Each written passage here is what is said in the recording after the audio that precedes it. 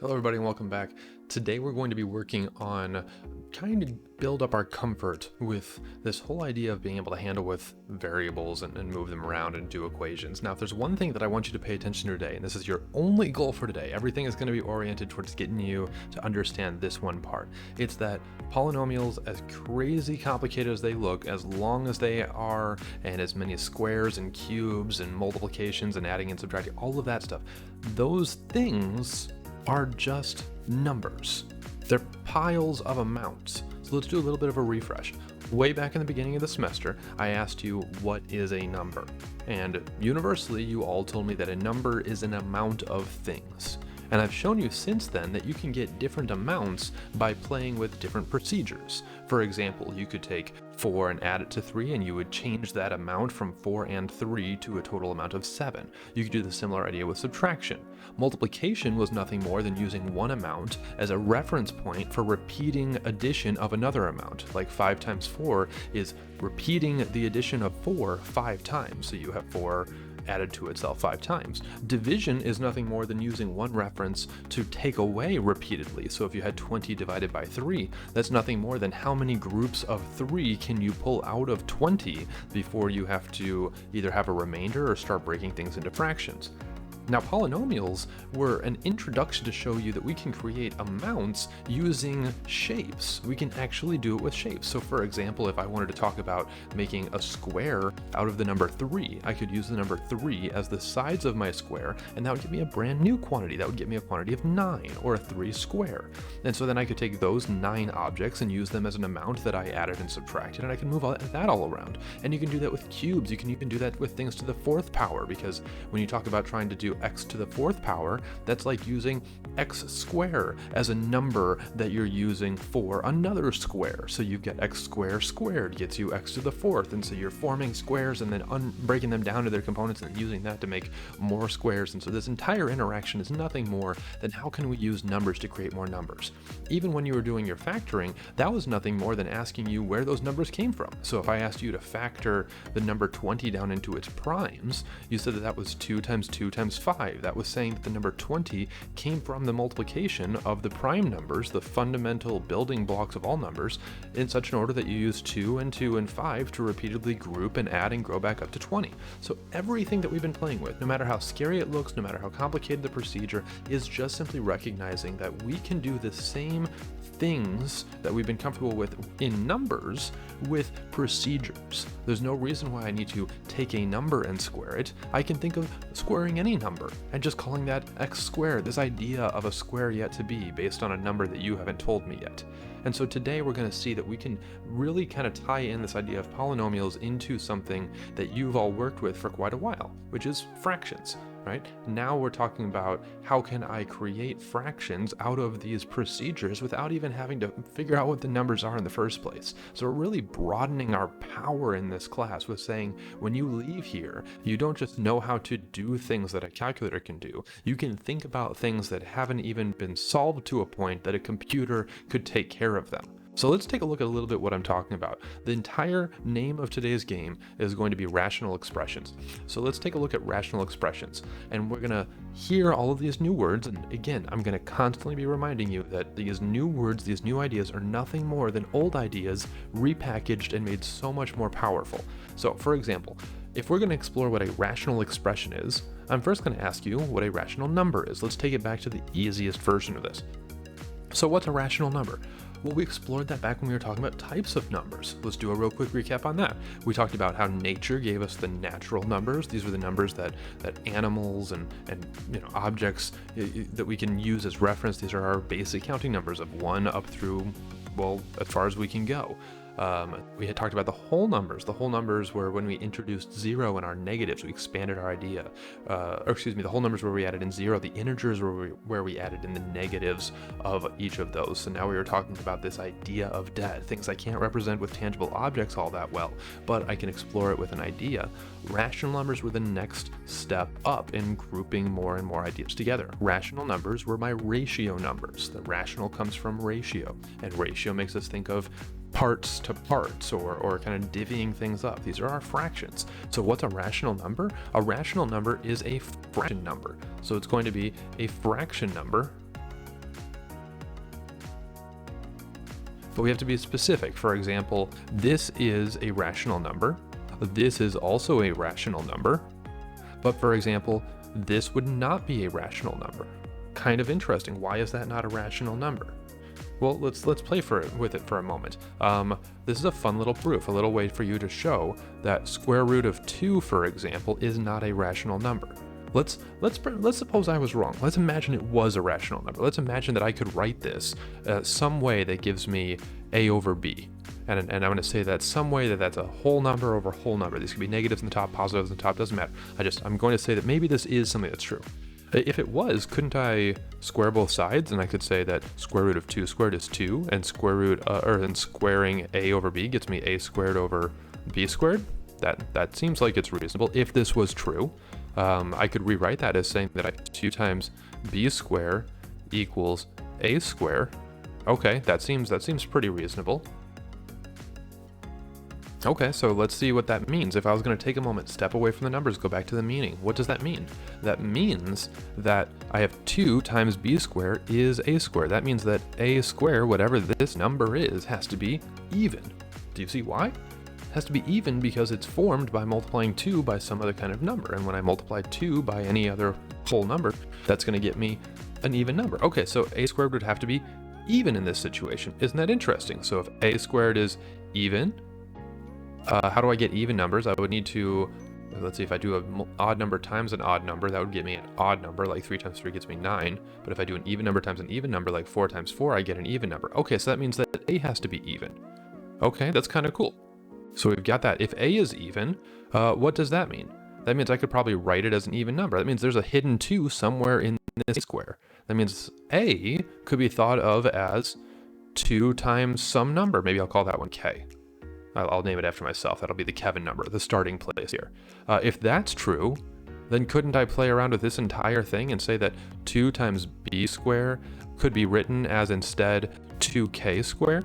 I'd break that down into its components, and then that would get me that 2 times b square is equal to 2 squared times k squared, and that gets me then that b square is equal to 2 times k square. If I take it away from both sides, well, that means that b has to be an even number too. Isn't that really cool? So if b is an even number, then that means that up here, I've started with a fraction that is, not really a good starting place for my fraction, is it? This is I was starting to say, like, I could probably represent this as a number that is my simplified fraction for square root of 2. I could write it as a fraction. But if a is even and b is even, then it's not a simplified fraction. So that means that there would have to be a different fraction that it could be. But if it was a different fraction, then I would be able to go through the same process and say that that wasn't the simplest fraction. And I could keep doing this over and over again. So that means that square root of 2 doesn't have a simplest fraction. Well, that's crazy. Every fraction has a simplest fraction. And if it doesn't have a simplest fraction, it can't be a fraction because all fractions have a simplest fraction. That's kind of odd. If you play around with that in a little bit, you're going to notice that this idea of starting from a place and saying that square root of 2 has a fraction gets you into a position where you have to say, what kind of fraction is it? Is it simplified? Is it not? And if you say it is simplified, I can prove you wrong. And if you say it's not simplified, and it can never be simplified, then there's not a fraction like that exists. So if it's a fraction number, only if it's not a fraction? Okay, so we've kind of noticed that there's a little bit of a logical paradox. We get ourselves caught in a kind of trouble here. And this is a nice way of proving that square root of 2, for example, is not a rational number. It's not a number that ratios 2 whole numbers together. So you can put down here that even though this looks like a fraction, this in fact does not count. Now that was a little bit of a fun exploration. This is, again, I'm giving you constant exposure into how mathematics actually works behind the scenes. These are the arguments that mathematicians have, and they say, well, if it was a fraction, what kind of number would it be? What kind of fraction would it be?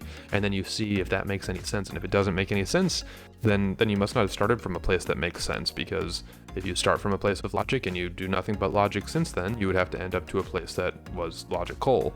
And we don't get that if we start from the assumption that square root of 2 is a fraction number where the top and bottom are whole numbers. So it's a fraction only so much as it's not really. Okay, so this is a little bit of a recap. We're having a fun little explanation. So rational numbers, what do we mean by rational numbers? Rational numbers are going to be ratios of whole numbers and integers to each other. So we're going to have positive and negative whole numbers on the top, positive and negative whole numbers on the bottom, well, I guess whole numbers can't be negative. We're gonna have integers on the top and integers on the bottom. So rational numbers are ratios, fractions made up of integer numbers on the numerator or the denominator. That was a fun little recap. Okay, let's keep going though. So now that we're comfortable with that, if we're comfortable with the idea of what fractions actually are, then what does it mean to have a rational expression? Well, I'll give you the definition and we'll make sense of that in a moment. It's a quotient. Remember, quotient means fraction. It just means division. So it's the division of two polynomial expressions, where each polynomial has a degree greater than or equal to 1. So let's take a moment. What does polynomial mean again? Polynomial was anything of the form, take a number, so I'll just say number A, sure, and I'm going to add to it, and I can do adding or subtracting, but I'm going to add positive or negative numbers, another number, like maybe A2, okay, I've got my first number, I'll call it A, second number A2, and I can have this one, I can multiply it by x's, that's fine. I could have a certain amount that's multiplied by x squares, and I could do this as much as I want, plus or minus numbers times x, or x squared or x cubed. That's what polynomial means. It's a many-named, many-termed expression that, if you remember, we came to originally when we were exploring how shapes were made, right? We could have a certain number of shapes that are x long and 1 big. That would be a certain number of x shapes. I could have a certain number of shapes that are x squares. That'd be x big by x big. I could have a certain number of shapes that are x cubes. That's another amount of shapes. Or I could multiply in any other kind of variables that I wanted here. So we're talking about shapes and shapes and shapes that are made up of either addition, subtraction, and multiplication. Very interesting. But here, we're now talking about rationals. So we're going to give ourselves the ability to do division and express what that looks like. So notice again, we've got some parallels. On the number side, we started with simple numbers. We kept building the ideas and building the ideas until eventually we got ourselves to fractions using those component numbers, those integer numbers. Now on the polynomial side, we started with, can I create polynomials? Can I create shapes? No problem. Can I combine shapes together? No problem. Can I use these shapes and the amounts that they represent and form them into fractions? Yeah, no problem. I'm just expanding my model of logic further and further. Okay, this is a little bit deep. Let's see if we can get to some examples, and this will all tie in. So let's write some examples of rational expressions. We're going to create some polynomials. I'm just going to come up with some off the top of my head. I can have numbers, no problem. I'll put a number right there. I could have not nice numbers, so maybe I'll say square root of 2. Okay, so square root of 2, what? I could have, what, some x's? I could put in x's, right? I could put in lots of x's. So I could say plus 20 more x's, why not? And then I could say I could put in some squares. Maybe I won't put squares in this example. I'll put in some cubes. That seems too simple. Let's go crazy. I'll put in some x to the 16ths, and I could have a number of those x to the 16ths as well. But all of this here is a polynomial. It's something that I've formed by taking real numbers, like this one, and variables that are raised to positive values, and I'm just combining all these all together. In fact, I could even write what I have up here a little bit more simply, right? I could think of this as being 3 and root 2.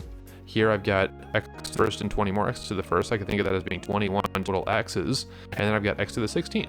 Okay, so that looks great, but I haven't done the rational part yet. That's just the polynomial. I need to make this a ratio. I need to make a fraction out of it. So let's put it over another rational expression. Let's keep this one, let's make it complicated. Why not? Let's make this one bonkers. Let's put it as pi. Pi is a real number. I can put that in. Times x to the, I don't know, 4th. We could put x to the 4th.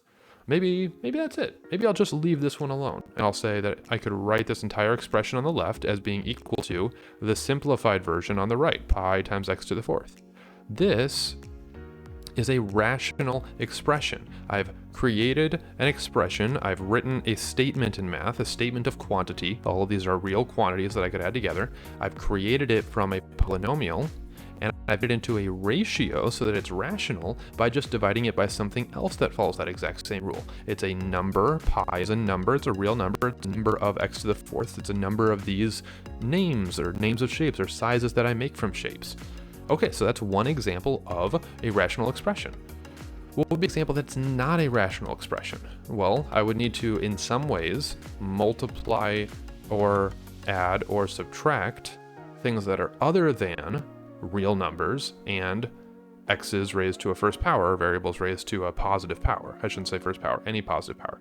Well, negatives wouldn't really work then yet. Like, for example, like x to the negative first plus 2 divided by x. This would not be a rational expression because this is not a polynomial. This is not something that's made up of variables to a whole number power. Even though this is fine and this is fine, and even though I've got them in a ratio, this is actually not a rational expression. It didn't come from polynomials because the top's not a polynomial, because polynomials need numbers times variables to a whole number power, and -1 is not a whole number. It's an integer. It's a negative version, not allowed. Okay, so we've got the idea. Rational expression is just us trying to say that I want to represent all of these fraction ideas I was talking with before, but I need to talk about them in this. As it's written right now, this is not a rational expression. I might be able to manipulate it and change it and shift it around so it eventually becomes one, but as it's written right now, it's not a fraction.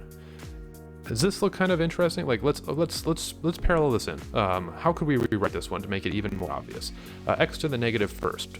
What do we know that is? X to the negative first is 1 over x. Okay, so that doesn't mean I can put it on the denominator because I don't have just multiplication and division happening here. I could write it as 1 over x, and then I would still need to add it to 2 before dividing it by x.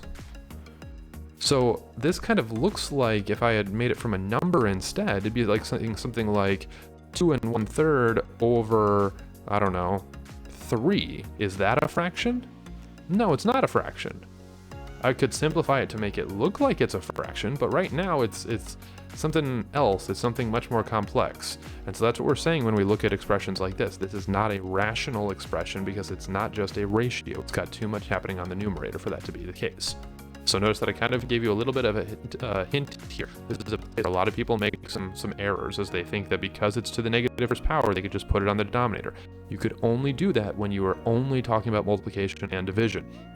The moment you're talking about something else, you have to interpret the meaning. This means the opposite of x being multiplied by itself one time, then adding 2 to it way before you divide by x. So make sure that you're keeping that meaning and just changing the perspective. Okay, so let's look at a couple other of these examples and so we can start making these more simple in our mind. Can the following rational expressions be written more simply? So are these rational expressions? First, let's start with that. Are they rational expressions? I'm going to check every little bit. I have a number. The number is 1 times x to a whole number power. That works out just fine. Okay, plus x. That's 1 times x to a whole number power. It's just a 0 or a 1 in the little exponent right here, so I can put that in, so that's fine. And then here I've got numbers, no problem. So that's in fact -12 times x to the 0 power. It could be thought of like that. That works out quite well. So yes, absolutely. The top looks like it is a rational, or it looks like it's a polynomial expression. That's fine. And then the bottom, if we go kind of term by term here, each of those are going to be rational or a polynomial, parts of a polynomial. So all in all, I'm doing nothing more than dividing one polynomial by another polynomial. It's a rational expression. Okay, good. So I've checked that it is a rational expression. Can it be written more simply? Well, notice for a moment, if I want to write fractions, no matter how complicated they look, more simply, let's just go back to how we would have done this with numbers. What's a fraction that I could write more simply with numbers? I could write something like 4 over 12. How do I simplify that? You may say that we divide the top and bottom by 4. Okay. I'm going to show you this way. We could look at that as being the case because on the top I could write this as 4 times 1. On the denominator I could look at this as 3 times 4. I could even write this out as 1 over 3 times 4 over 4. And since 4 over 4 is just 1, that's the same thing as 1 over 3 times 1 equals 1 over 3. Okay, so I can say that 4 over 12 is equal to 1 over 3 because I can go through this whole process of recognizing that if I multiply and divide by the same thing, it's as if I'm multiplying by 1, and multiplying by 1 does nothing for me. We're going to do the exact same procedure with the polynomial over here. So see if we can parallel it back. Let's think about the top. How is this thing formed? I want to simplify it over division.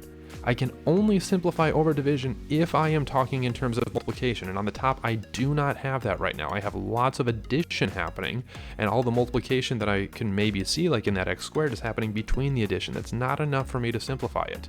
If I could, then that'd be like saying I could take 2 plus 3 and simplify that by 2 plus 1, and say that I could just cross those 2's out and say that's 3 over 1. Well, that's obviously not the case, because instead I have 5 over 3, and those aren't the same. So you can't just simplify by crossing off things in the numerator. We gotta be very diligent here. Make it into multiplication first. Well, if I'm trying to make a polynomial, especially this one, which is a second degree, which is a quadratic, if I'm trying to make that into multiplication, isn't that just factoring? Isn't that the exact same thing we've been practicing before? Isn't that trying to recognize whether or not all of this up here is in fact just a rectangle in disguise? Let's check that. In fact, we even have the AC method to check that. Okay, let's do that. We'll do the AC method. AC method says take A, the term or the number in front, multiplied by C, the last one. So it'd be 1 times negative 12 is negative 12. And then this AC method says then we're looking for B. B is going to be the number that's here in front of this middle term, and put that on the bottom. And I'm looking for numbers that multiply up to negative 12 and that add to 1. So we could put that in our table. Negative 12 can be formed by negative 1 and 12, negative 2 and 6, negative 3 and 4. Oh, there it is. Negative 3 and 4 works.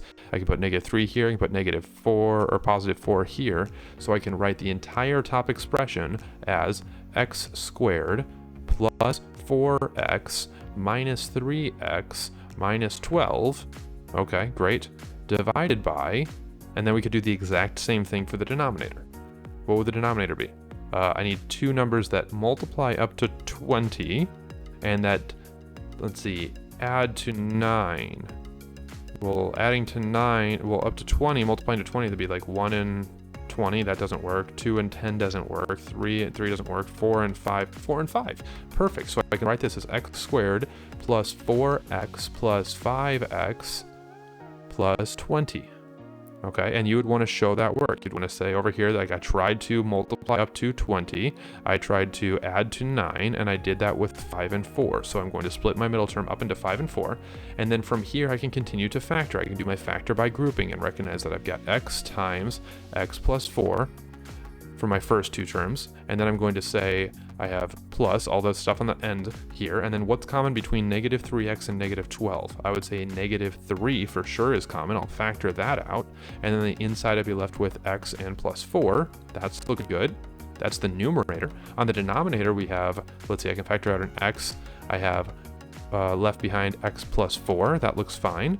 And then I have plus, I can pull out a 5, and then I'm left with x plus 4. Can I simplify yet? No, I still have addition and subtraction that's happening here, so I can't do that one yet. Okay, we need to keep going. We need to keep going and write this entire thing as its fully factored form.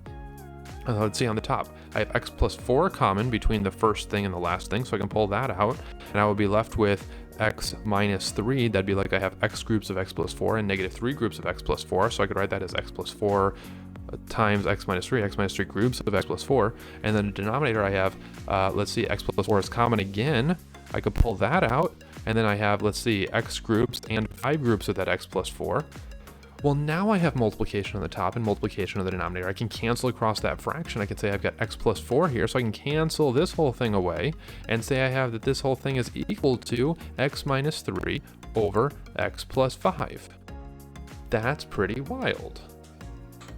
Now there's a small detail here that I didn't get to, and I'm going to put it in here for a moment. It's actually not entirely true that I can do this step. It's not entirely true that I can divide the top and divide the bottom by the same thing, and that I just assume that equals 1. Remember over here that I did that because I had 4 over 4, and in fact 4 divided by 4 does get you 1. But is it true that x plus 4 over x plus 4 gets you 1? Not necessarily. There's one time that doesn't work. What's the only number that it divided by itself does not equal 1? I'll give you a hint, it's the same thing that you can't divide by ever. 0. If this entire thing is a number over itself, it's 1 unless that number over itself is 0 over 0. Then I get into trouble. So this x plus 4 thing, if this x plus 4 is ever 0, I get that entire thing as 0 over 0. So I can't have that entire parenthesis be equal to 0. In other words, x plus 4 cannot be equal to 0. If it's equal to 0, I'm not allowed to do that step. which means really x just cannot be -4, because if x was equal to -4, that would be a problem. So I'm going to box this as a little note to myself and say, this is my simplified expression so long as x is not equal to -4. That's a restricted value. That's a value that if it is in fact x is equal to -4, then this isn't going to work. And you can check that for yourself. If you're going to do a fun little experiment, here's how we're going to do it. Go back up here to this original problem and plug in the number -4. Plug in the number -4 through the whole thing. Do it out, work it out on the side. You're going to see that it's going to end up getting you 0 over 0. That doesn't work. But here, if I put in -4 in here, that works out just fine. -4 minus 3 gets me -7. -4 plus 5 gets me a 1. I get -7 over 1. That's a number. That works out just fine. So I can't say that something that doesn't work for 4, or doesn't work for -4, is the same as something that does work for -4. These aren't perfectly equal. They're equal so long as you have a little asterisk, a little caveat. They're equal for numbers so long as those numbers are not x equals -4. That's pretty fun. That's very crazy that you can kind of go through this whole manipulation and you realize that you can't just cross things out that are the same unless you note the times that they're not the same, or when the times that they are the same that doesn't work. You have to kind of keep track of the logic there. The times that they give you a logical error, you can't go through and say that that gets you the same thing as 1. Okay. That was a lot. Let's go ahead and clear off some of the space and see what we can do. I'm going to leave this problem down here for you. This one is one that you can simplify in the exact same way as you would have before. This one here is actually a simple problem. It doesn't look like it, but this is a good time for us to keep track of some of the shortcuts that we learned from earlier problems. So I'm going to give myself a little space here. Let's go ahead and mark off some space for myself here. And I'll put it in different colors so that we really don't get it confused. Take a look at the numerator in this problem. The numerator in this problem might look familiar to a past note packets we did. X cubed is a cube, and I'm adding 1 to it, and 1 is a cube as well. It's a cube, like a 1 cube is a cube with sides that are made of 1, because 1 times 1 times 1 gets me 1. So this is a sum of 2 cubes. Sum of 2 cubes is a formula we worked with when we were talking about factoring. In fact, I could rewrite this like this. Sum of 2 cubes has that SOAP acronym, if you remember, right? Where it's the same sign, same, and then we have x squared times the opposite sign of plus would be minus, and then that would be 1 times x on the inside, and then always positive. The end is always going to be positive. This is going to be 1 squared right here. And so what you've got is I can essentially factor that top using our sum of cubes formula. That was a nice little fun reminder. And then on the bottom I have x plus 1. Oh, so I can just cross off these x plus 1s. This is the entire thing. It's just equal to, because I have the same thing on the top and bottom. This is the same thing as saying it's equal to x squared minus 1x plus 1 squared, which is just 1. And I guess I could even erase this 1x. That doesn't serve me anything. There you go. Nice and simple. We're not done yet. There's a caveat. You can't say that if I cross off x plus 1 and x plus 1, that's the same thing over itself, so it's equal to 1. That works for almost every number, unless that number is 0. If that thing that I'm crossing off in the top and bottom is 0, 0 divided by 0 is not equal to 1. So I have to make sure I'm accounting for that. I have to simplify. I have to put a little note to myself. So I'll put a little comma here, and I'll say that x plus 4 or x plus 1 can't be equal to 0, because if it is, then what I did in that step is not true. Well, when does that happen? That happens when x is not equal to -1, right? So here you have it. This is going to be your full answer that you're playing with for this one. If you want to simplify this rational expression, unlike numbers, you have to be careful when you're crossing off things in the top and bottom, because it doesn't work to be able to cross off things that look the same. You have to keep in mind that those variable expressions could be lots of different numbers, and keep track of the fact that some of those cause conflicts while others work out just fine. Good. Play around with this one. The top is going to need to factor like you would a quadratic. Notice that on the bottom you might be able to do some factoring by grouping, but that's for you to play with.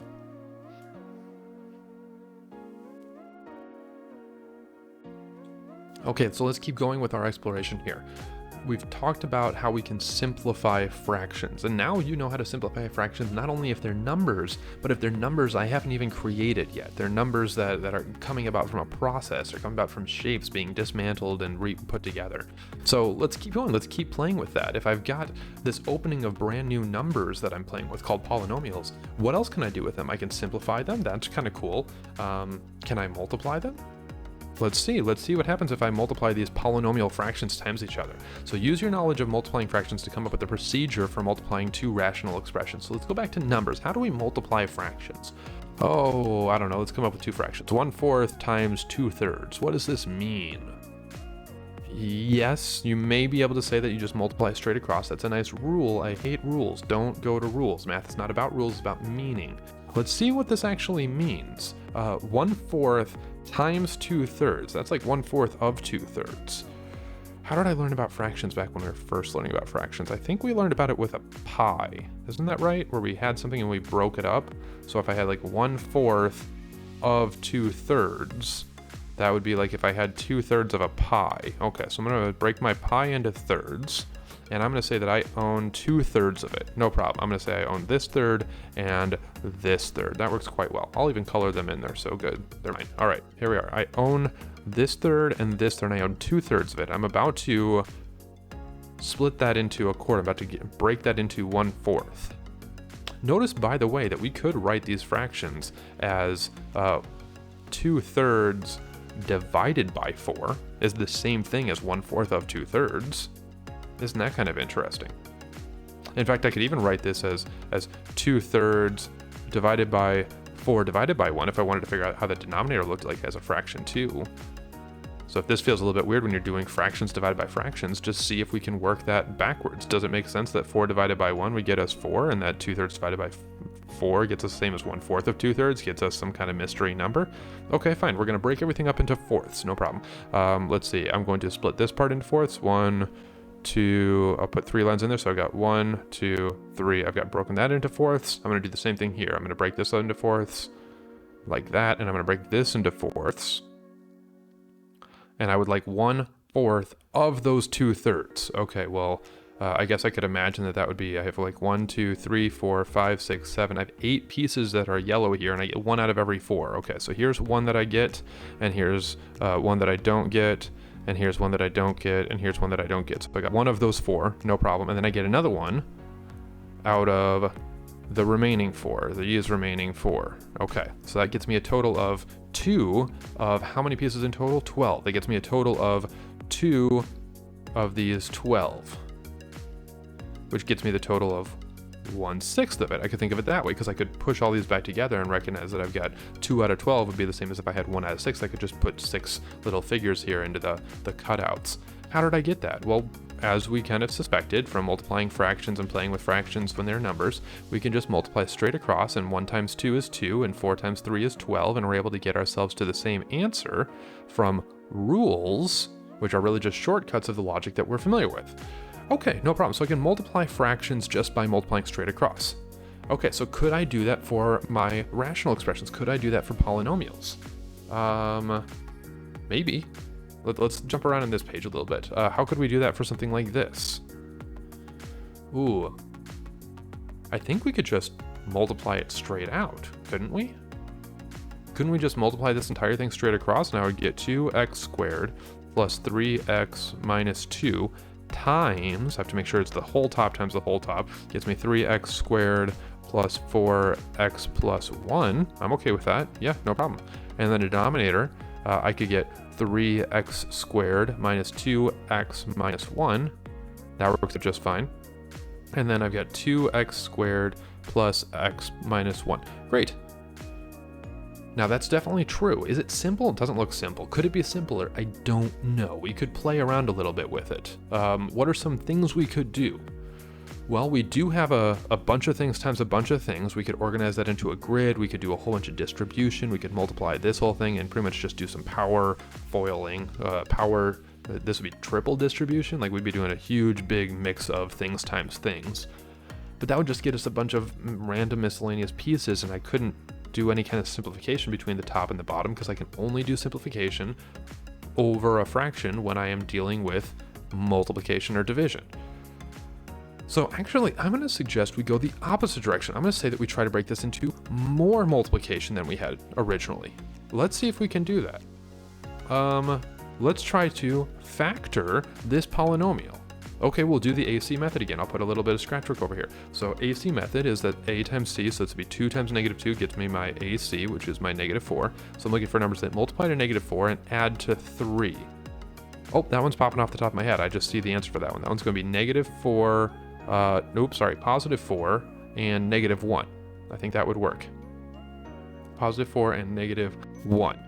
Okay, so I could rewrite the entire top expression as, let's see, 2x squared plus 4x minus x minus 2. That works out well. And then can I do the whole AC method for this one over here? I'm looking for numbers that would multiply up to 3, and that would add to 4. Can you think of numbers that multiply to 3 and add to 4? Multiplying to 3 would be 1 and 3, and oh, and that adds to 4. Okay, so 1 and 3, that works out just fine. 3x squared plus 3x plus x plus 1. And then on the denominator, we're just going to do a whole bunch of this AC method. We'll do it for the bottom one too.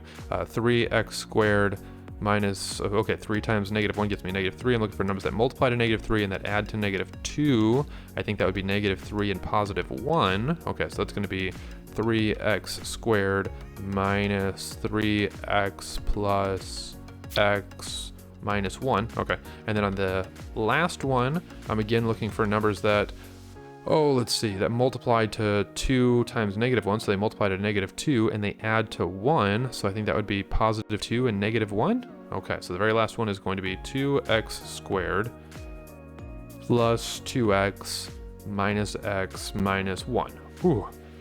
Oh golly. Okay, what can we simplify the top to? I can do some factor by grouping.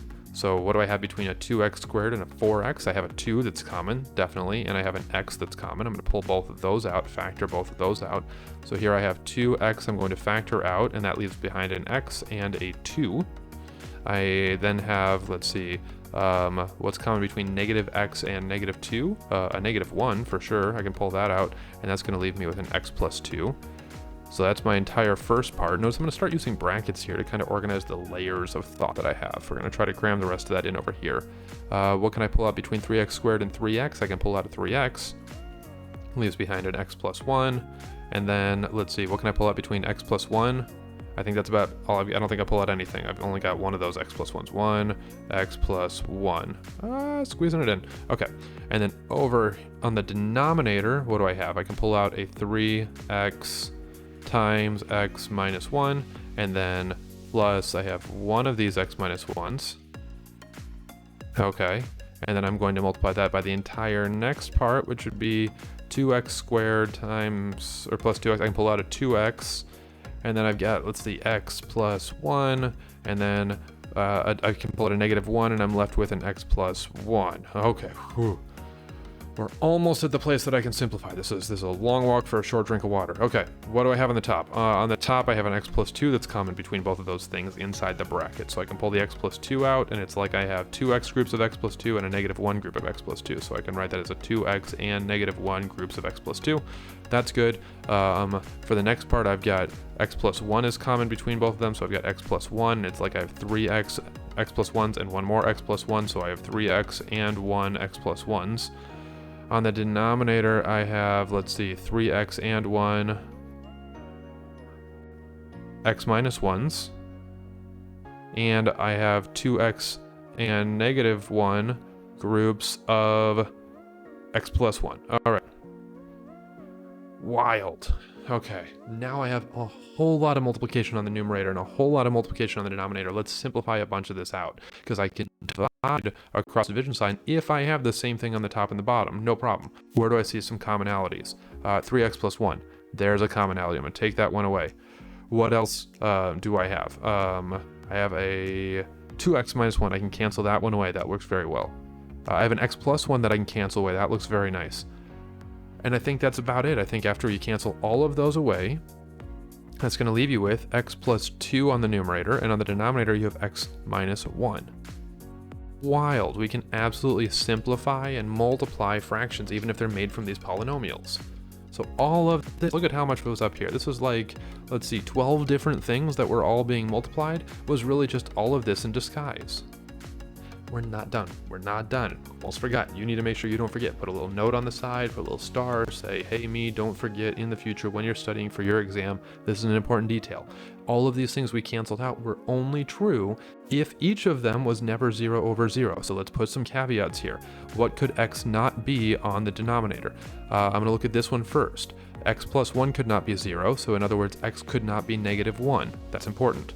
I'm going to look at this one next. 2x minus 1 could not be 0, so let's do a little scratch work. 2x minus 1 could not be equal to 0. That means 2x could not be equal to 1, which means x couldn't be equal to a half. Interesting. Okay, x cannot be equal to -1 or a half, or let's do this work over here. 3x plus 1 could not be equal to 0, which means 3x could not be equal to -1, which means x could not be equal to -1/3. Okay, so it can't be equal to -1, +1/2, or -1/3. If that's the case, if not, it's anything other than those three values, then I can think about it in a much, much more simple way as just x plus 2 over x minus 1. Nice job working through that one. So that's working with multiplication of polynomials. Can we do it? Yes. What do we have to do to make it simple? Nothing more than we would normally do with our numbers. We would, if we were looking at 2 times 12, we were doing nothing more than saying that I recognize I have a 2 on the numerator and a 2 on the denominator, so I can factor both those out, cancel them away. Here, I'm just recognizing that the things I have on the numerator and the denominator are made up of variables, and that I have to get to them from the procedures and the methods we've talked about so far.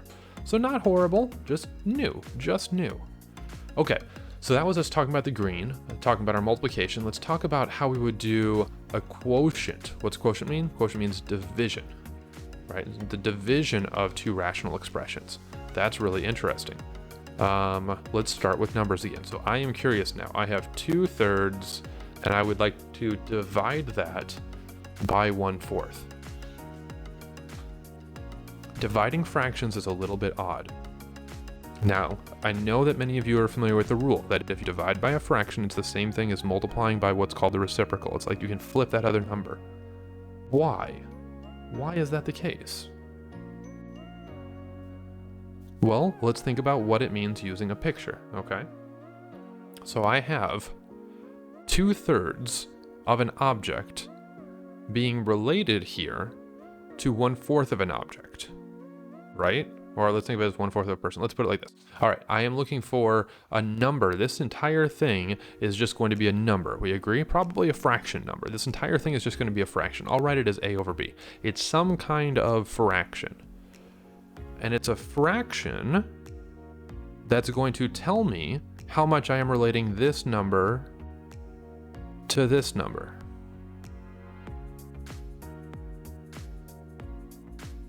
Well, it's just like what I was talking about before when you're talking about division. What is division? If I do 20 divided by 3, that's asking how many groups of 3 are in 20. I'm using that as my common basis by which to create another number. So when it says 2/3 divided by a quarter, that's really asking how many quarters are there in 2/3. Oh, that's wild. Let's think for a moment. How many quarters are there in 2/3? Let's first get them so they can kind of relate to each other. So maybe I'll talk about them with a common denominator first. So that'd be 8/12.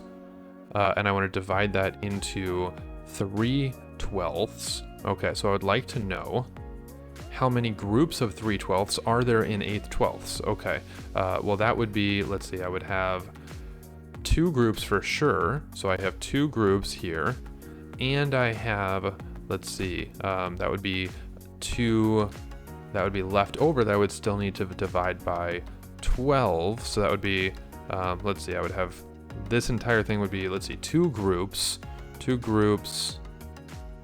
and 2/12 that still need to be divided into 3/12. How much do I have if I want to figure out?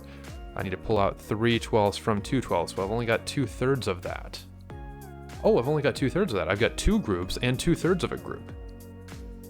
So how many groups do I have? I have 2 and 2/3. 2 and 2/3 groups. 2 and 2/3 groups. I could write that as talking about that as 8/3, right? Oh, that's wild. Let's take a look if that works. 2 times 4 gets me 8, and then 3 times 1 gets me 3. So I have 8 thirds. Oh, so I have 8 thirds groups of 1/4 in 2 thirds. So that's what it means to do division, is it's talking about the number of groups. I have 8 thirds groups, which is really 2 whole groups and then 2 thirds of a group that I still have left over. Okay, so I didn't have to use any rules. I could use the rules now to save me time in the future, because now I can recognize that when I'm doing this process, it's the same thing as trying to scale certain things up and to figure out how many times that all fits in. But that's really what we're doing behind the scenes, is we're figuring out the number of groups of this thing that we're playing with. Okay, cool. So we'll move forward with this rule, this shortcut of saying that I can just multiply by the reciprocal, but understand where it's coming from. It's coming from a place of logic, not from a place of rules. Okay, so let's do that when we're talking down here with this kind of problem. Oh, there's so much that's going on with this problem. But again, it's not to be intimidated, it's just to be pursued. It's to build up this resilience for us. What do I have in the first thing? I've got an x cube minus, well, I know about cubes. That's reminding me of something like a difference of cubes. I have a formula for that. Is 8 a cube? Yeah, it's a cube made from 2, isn't it? Isn't it this a difference of cubes? Oh, so I can already factor that using one of the formulas we discovered before. X cubed minus 8 can be written using that same SOAP acronym. So I have the same, which is my same sign, x minus 2, opposite, which would be x squared plus 2x, all positive. Always positive would be plus 2 squared, so that'd be 4. Okay, good, so I've got that there. On the bottom, 2x squared minus x minus 6, that's going to be my polynomial here. AC method says 2 times negative 6 gets me a negative 12, and it needs to add up to negative 1, which could be negative 4 and positive 3. That would work. So in the denominator, I've got 2x squared minus 4x plus 3x minus 6, and I'm dividing that by, oh, let's use our shortcut. There's no reason why we can't use our shortcut. We're going to multiply by the reciprocal, and so the reciprocal is where I'm going to try to flip this fraction. I'll flip this fraction, so I'll do the denominator first and I'll put that on the numerator, kind of doing 2 steps at once here. Okay, AC method for the denominator would be 6 times 3 is 18, and I'm adding up to 11. What times what gets me 18? 2 and 9. 2 and 9 works. Okay, so I could split the bottom into, let's see, 6x squared plus 2x plus 9x plus 3, and I'll put that on the top in my next line of work. 6x squared plus 2x plus 9x plus 3, and then I'm going to put the numerator on the bottom. What can I do for there? That would be a number that multiplies up to 4 and adds to 2. Do I have anything that does that? 1 times 4 gets me 4. 2 times 2 gets me 4. Neither of those add up to 2. I think the numerator is prime. Okay, so we might just have to put that one on the bottom exactly as it is. X squared plus 2x plus 4. No luck factoring that one. That one's just going to have to stay as it is. Okay, I'm going to let you continue this problem on your own. You got a bunch of space down here. The top has already been factored once. I think it's not going to factor again, so that's going to be able to be left as on its own.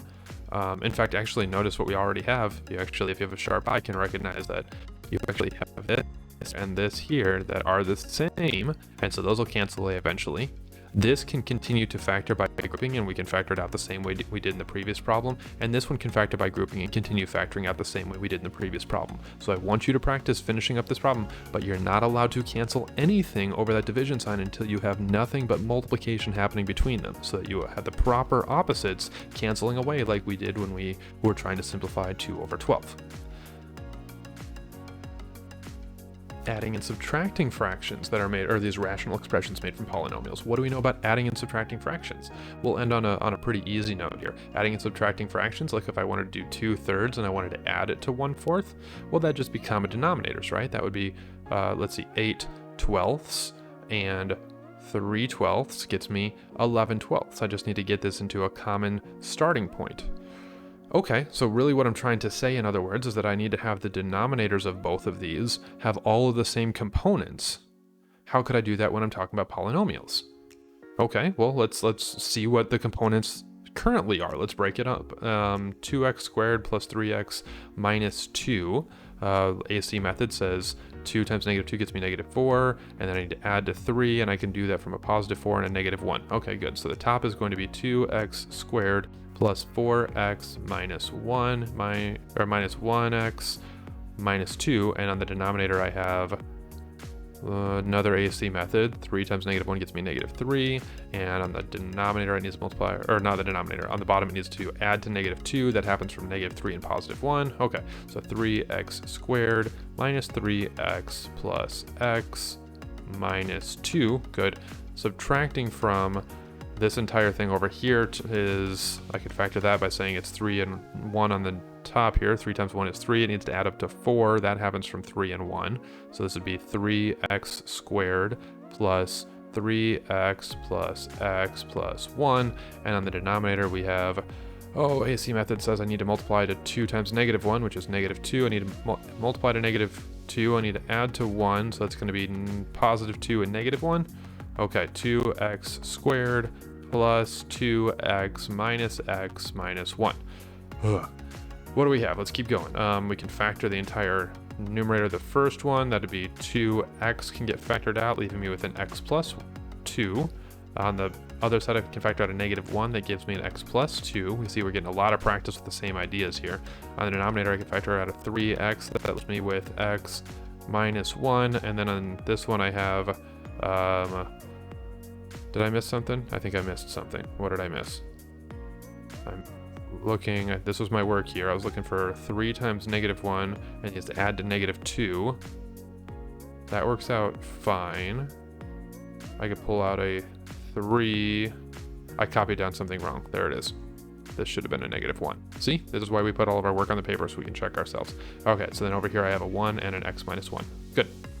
And then I have minus all of this stuff. I can factor out 3x on the top, x plus 1 plus 1, x plus 1. And then on the denominator, I have 2x, x plus 1, and then minus 1, x plus 1. I think we're almost there. This entire part here can be written as 2x minus 1 times x plus 2. And then here I have 3x plus 1 times x minus 1. Love that. Minus 3x plus 1 times x plus 1. And then 2x plus 1 times x plus 1. All right.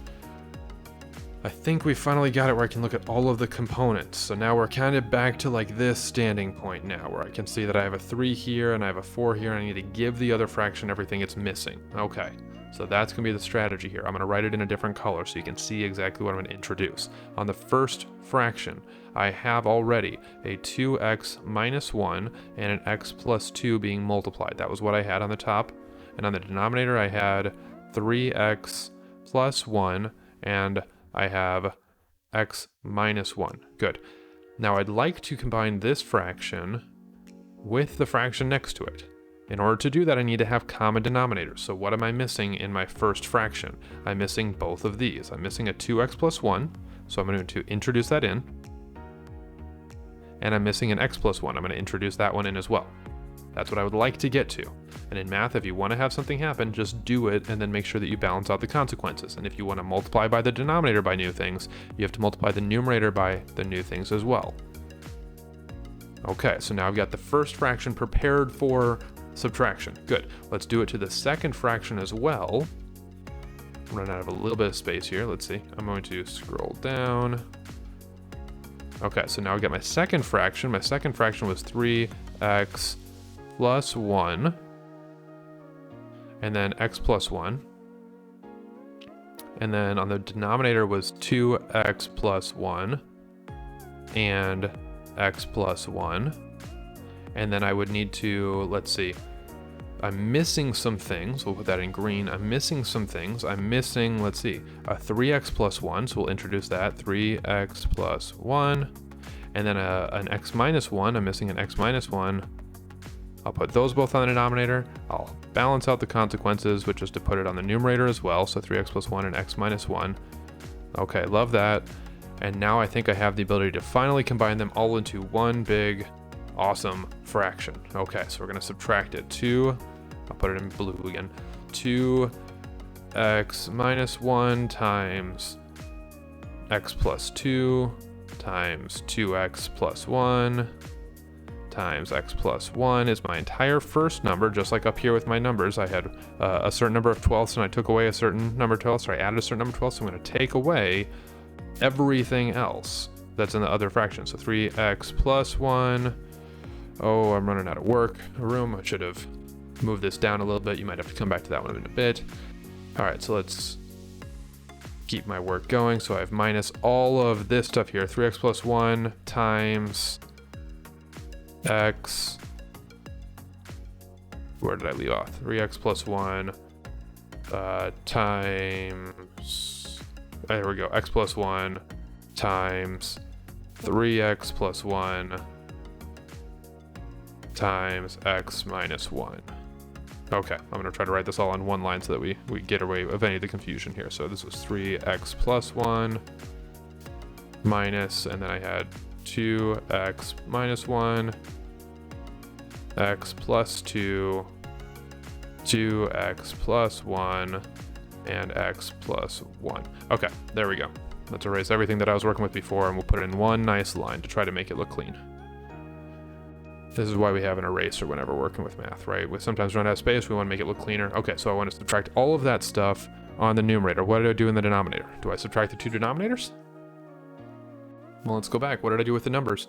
On the numbers, I had 8 thirds and 8 twelfths and 3 twelfths. I added those together, got 11 twelfths. So I added the tops, but I did not add add the denominators. So I think down here we need to follow that same idea. The denominators don't add, they just are the same thing. 3x plus 1 is still in the denominator. X minus 1 is still in the denominator. 2x plus 1 is still in the denominator. And x plus 1 is still in the denominator. But there's only one of those. It's the common denominator goes in the bottom. And you could, of course, multiply all of this out and then simplify all this out and look for ways that you could, well, are there ways we can simplify this? Let's take a look real quick. Maybe there's some easy ones that jump out. I do see one. Do you see it? Do you see what's common on the top and the bottom? This is kind of wild. You gotta be really creative, really understanding what's happening with factoring. Look here. I noticed a pattern. I have an x plus 1 here. I have an x plus 1, here. And I have an x plus 1 here. Ooh. So I have the same thing being multiplied between two things that are being added or subtracted. So I can actually factor that out as well. I could put an x plus 1 on the outside and then talk about everything that's left on the inside. 2x minus 1 is still left on the inside. X plus 2. And then 2x plus 1 minus 3x plus 1. 3x plus 1. And an x minus 1. All over my common denominator. 3x plus 1 times x minus 1 times 2x plus 1 times x plus 1. So I factored all of that out again, and then again I've got something that's being multiplied on the top and multiplied on the bottom, so I can cancel this x plus 1 with this x plus 1. I think that's about the furthest that I can simplify it. So all in all, I was actually able to simplify it one additional step, which was to look at this and say that this entire thing could be written as 2x minus 1 times x plus 2 times 2x plus 1 minus 3x plus 1 times 3x plus, that 3x plus 1 times 3x plus 1, I could actually write that as a 3x plus 1 squared, and then x minus 1. And then on the denominator, I could write this as 3x plus 1 times x minus 1 times 2x plus 1. Okay, I think that that's about the furthest we're going to explore this problem. It's not asking us to fully simplify it. I've got everything contained. I think I've accomplished the message. I'm done playing with this problem for right now. So we've got the idea that when we're playing with polynomials, no matter how intimidating they look, it's all about just looking for those commonalities and then saying, could I have done this with a number? If I had number times something, would I be able to simplify it in the way that I'm doing that with variables? And that's exactly what we're doing here. The last thing that I want to explore on this topic is how can we take things that are kind of nested fractions, these fractions within fractions, and again, treat them the same way we would want to if they are polynomials. So what is a complex rational expression? It's anything where I've got a fraction within a fraction. This is one example, so I'm going to leave it up to you. Try to come up with 2 examples. In numbers, what we would be looking for is anything that was kind of the form 1/2 plus 2 divided by 3. Something where I have a fraction, something is affecting it that's not easily simplified, like maybe some addition is happening or some subtraction is happening on the top. And then I'm doing more division, so I've got these fractions within fractions. And you could even put more fractions in the denominator, right? This would be another example of a complex rational expression, or at least for numbers. For variables, for the expressions, the rational expressions, you would want to be replacing it with things that actually had variables. So be a little creative and check with me if you have any kind of questions about whether the thing you're coming up with fits this definition. So what could we do if we wanted to simplify things like this down here? Well, I'm going to play around with my example with numbers and see what I could do for this one here first. 2 plus 1/2. What would I do with that one? If I wanted to add a fraction to a number, I would probably start by trying to get them both into fractions so I had a common denominator. So I could rewrite this as 1/2 and 4/2. I'm good with that, over 3/14. Okay, I'm good with that. I could talk about that as being 1/2 and 4/2 would be 5/2 on the numerator, and then I have 3/14 on the denominator. And then I have fraction being divided by a fraction. Oh, we played with that one before. I could talk about that as being 5/2 divided by 3/14, which could be thought of as 5/2 times 14 over 3. And that would be equal to 5 times 14, which would get me 70, over 2 times 3, which gets me 6. And then I'd want to simplify that up a little bit more. In fact, I could actually have simplified it if I was creative with this step instead. Maybe instead I had written it as 5 times 7 times 2, since 7 times 2 is 14. And then the denominator, I could write that as 2 times 3. And then again, I've got 2 being multiplied on the top and 2 being multiplied on the denominator. I could simplify those away and I would get 5 times 7, which is 35 on the top, and 3 on the bottom, and that would be my fully simplified fraction. Let's do that with the same thing here with our complex rational expressions. So first, ask yourself, what's bothering you? Well, we could definitely look at it a couple different ways. We could follow the exact same procedure we did before. And then I'm going to show you how we could recognize a shortcut that would save us time here. So the first thing, we're just going to blunt force this, just brute force. All right, 4 minus, and then here I'd like to do 5x minus 1. If I wanted to do a fraction minus a number, I would need common denominator. So I'll do that as 5x minus x over x. And notice we may want to take a moment to recognize the problems that we would have up here. Where are the numbers that we would have problems with? X could not be 0. Because then the entire expression above wouldn't work, and x could not be equal to 1, because then I would get dividing by 0 happening in the denominator. So it can't be equal to 0 or 1. We'll take note of these problem little numbers that we'll have to deal with. If it's not those, I'm allowed to do everything I'm about to do. So mark those down, and then let's see. Common denominators on the top, that's making good progress. On the bottom, I've got 6 over x minus 1, and again, maybe I'd like some common denominators. So instead of subtracting 7, I'll subtract 7 x minus 1 over x minus 1. Okay, so far so good. On the top again, what do I have? I have 4 minus 5 minus x. Okay, that'd be 5 minus x. And then on the bottom I have 6x minus 1 minus 7x minus 7. I could distribute there, that works out just fine. And then I have x minus 1. Okay. Notice it's about this time that I have a little bit of a pull in my mind that says, could I simplify all this? Don't worry about simplifying right now. We made things intentionally more complicated so we could try to cancel away things like fractions. So don't worry about right now recognizing that like the 7x minus 7 could be simplified.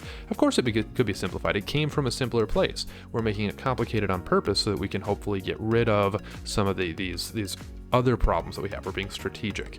All right, so let's keep going. What can I do in the numerator? Again, I could get common denominators. I'll make this 4x over x minus 5 minus x over x. So now I've got those common denominators that are prepping, and on the bottom I have 6x minus 1ths, and I'm taking away 7 x's, and I'm taking away a negative 7. So I'm taking away a negative. That means I'm adding 7 x minus 1ths. Notice that my common denominator, I'm subtracting the top part of my fraction in the denominator.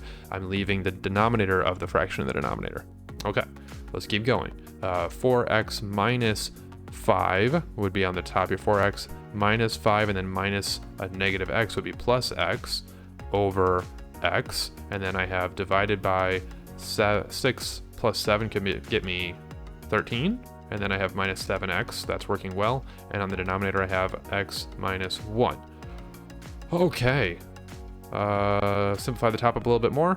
4x, and then adding an x gets me a 5x minus 5 over x. And on the denominator I've got 13 minus 7x over x minus 1.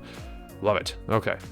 I'm dividing fractions. I could think of that as writing this as 5x minus 5 over x, multiplying by the reciprocal at the bottom, x minus 1 over 13 minus 7x. And if you're confused by that, look again at how we did here. If I'm dividing fractions like I did in this step, then that's dividing fractions, which is multiplying by reciprocal. So I'm doing the same logic. What could I do from there? 5x minus 5 times x minus 1 would be 5x minus 5 times x minus 1 over x times 13 minus 7x, right? I like that. Okay, so I just multiplied straight across. I'm allowed to do that with numbers. I'm allowed to do that with variables. What else could I do from here? Any place to simplify? I don't see it. Nothing component-wise on the top, cancel out with the component-wise on the bottom, but maybe this problem I'll take it one step further and I'll do the foiling to simplify it up. So 5x times x gets me 5x squared. 5x times negative 1 gets me a negative 5x. Negative 5 times x gets me a negative 5x, and negative 5 times negative 1 gets me a positive 5. On the denominator, I get 13x minus 7x squared, and I think that all in all gets me 5x squared minus 10x plus 5 over 13x minus 7x squared. Love it. Now I'm not going to do a problem for you where we're simplifying even more complicated ones, just because what we have going on here is a pretty good demonstration of the problems you're going to be working with. From here, you could divide fractions within fractions within fractions and really make this as complicated as you want to go. But I want to show you one other thing that you could have done now that we look back over this. Notice that from the beginning, when I was dealing with this number right here, there's a different strategy we could have approached this with. If I had taken 1/2, I'll show you. I'll erase this up so we do it with the numbers first. Check out this new strategy.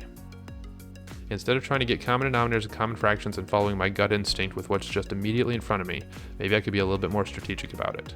What if I wanted to say, how do I get rid of that fraction? Maybe the fraction's what's bothering me. How do I get rid of the fraction? How do we get rid of fractions? We multiply by the same thing the denominator has. So again, let's do that, and then we'll just suffer the consequences. I can't just multiply one thing. I have to multiply the entire top of a fraction, so I'll multiply the entire top of the fraction by 2. If I do that, I have to multiply the entire bottom of a fraction by 2. And if I do that, then I can simplify up. I have to affect the 2 to the 1/2 and to the 2. That's going to get me 1/2 times 2 gets me 1, and 2 times 2 gets me 4. On the denominator, I get 2 times 3/14 gets me 6/14. Oh, well then that just gets me 5 over 6/14, which gets me reciprocal at the bottom, gets me 5 times 14, gets me 70/60ths, or 76. In other words, 35/3. And that's exactly the number we'd started with. So let me show you how we can do that exact same thing here. Here, starting with that same problem, that 4 minus 5 over x minus 1, divided by 6 over x minus 1 times negative 7, couldn't we just focus on trying to get rid of the things that are bothering us? Like on the numerator, for example, isn't the thing that's bothering us that x in the denominator? So let's multiply the entire top by x. and then I'll balance it out on the bottom in the exact same way. That would get me 4x from the distribution, and then I would have minus, maybe I should get rid of the minus signs first before I do my full distribution. Too much going on.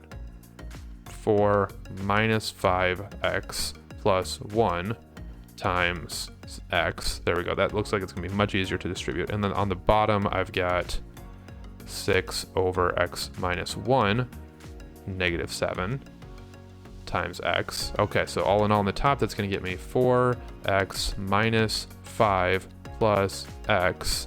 And on the denominator, I get 6x over x minus 1 minus 7x. Not bad. And then I could think about what's bothering me still. I've got the x minus 1 that's on the denominator. So I could multiply the entire thing here by x minus 1. I'll put it in parentheses to show I'm multiplying by the whole thing. And I could do that to the top as well, x minus 1. And you could continue that on through. So let's see, 4x and x gets me 5x. So 5x minus 5 is on the top. That's about to be multiplied by x minus 1. And on the denominator, x minus 1 multiplied by 6x over x minus 1 is just going to be by 6x, and minus 7 times x minus 1. And from here, you can continue and simplify and simplify and simplify. On the top, we've got that foiling that I could do. That'd be 5x squared minus 5x minus 5x plus 5. And on the denominator, I've got 6x, and then I have to distribute that. That'd be a negative 7x squared plus 7x. Do we see that I'm about to get the exact same thing that I had above?